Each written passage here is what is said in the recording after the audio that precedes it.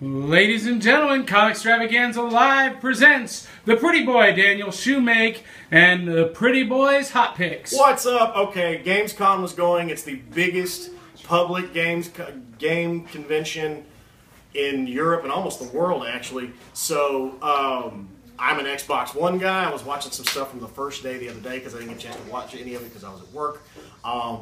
Two big games that I'm really excited about that are coming out. Well, three, but anyway. Unravel looks like a really fun game. It looks kind of like Little Big Town with like the little beanbag guys, but instead of beanbag guys, it's like the character named Yarny. He's a ball of yarn, and you're walking through, and you have to figure out how to get through that particular level before you run out of yarn. And it's actually pretty neat. And they've got little places where you can rewind yourself and everything. And it's set in what looks like a beach in Iceland because that's where the developing company's from. It's a very beautiful game. It looks like a lot of fun. It's going to come out, I think, late this year, early next year. There's that, and then another one that has been talked about, but this is the first time you've seen any footage on it, Scalebound. This game looked sick. This thing was fantastic. The first shot, you see the Scalebound opening like menu, say hit menu to start. You hit that, and then the dragon comes in. You turn around, and you see it, and it's this massive dragon flying through everything. And a guy riding it, and he jumps off, and he puts his headphones on, and they start wreaking havoc. It's awesome. It looks freaking sick. And then Forza 6 is coming here soon, so we all know where I'll be for the rest of my life. September 15th, because I'm a gearhead, and I like cars and everything else. So I will have hair down to my ankles, and my fingernails won't be clipped and everything else because I will turn into a hermit and not do anything playing this game because it looks fantastic. Rain, night racing, everything else. We touched on it a little bit in the first show. It is the one-year anniversary of Robin Williams passing. If you have anyone that has in your life that has depression problems, I know we all have someone that you might think so. If you think there's a problem, go talk to them, figure it out. Depression has touched everyone. It's touched me.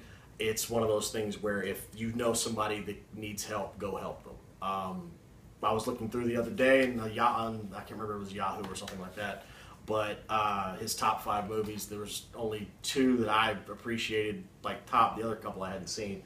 My 2 were, I got introduced with him with Aladdin. I mean, who could ever top the genie performance? Are you kidding me? There's no way anybody's going to top that. And then in What Dreams May Come. If you haven't seen that film, it's not one of his bigger films, but it's utterly beautiful. Watch it. It's fantastic. It's him, Cuba Gooding Jr., and Max von Sydow. You can't go wrong with that. And then on a brighter note, now that I'm going to get away from that. What was it? One big hot pick on Netflix. It's still on there. If you haven't checked this out for whatever reason, watch Sherlock. I adore that show. This is the second or third time I've watched through the season. I'm waiting for this to come out. The Christmas special's coming, and it's Victorian, and it's Benedict Cumberbatch and Martin Freeman are fantastic in this show.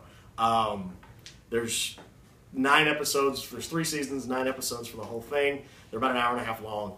It's utterly great. The dynamic between the two, and Benedict Cumberbatch is utterly fantastic as Sherlock.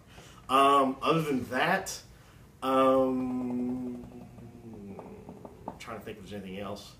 One more, Mafia 3. That game looks awesome. It's set in 1968, so they've got all the licensed music and everything.